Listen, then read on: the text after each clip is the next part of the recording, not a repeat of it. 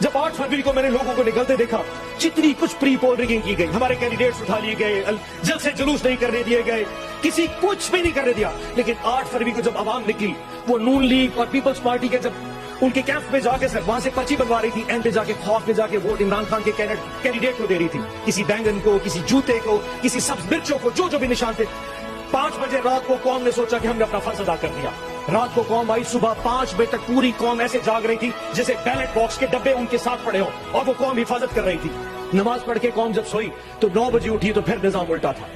جو سیٹیں ہم 136 40 تک جیت چکے تھے وہ واپس 100 پہ آ گئی، اور آج وہ سیٹیں کم ہوتی ہوتی 93 پہ پہنچ چکی ہے۔ طاہر صاحب آپ تو اپنی روتے ہیں سر، ہماری سنیے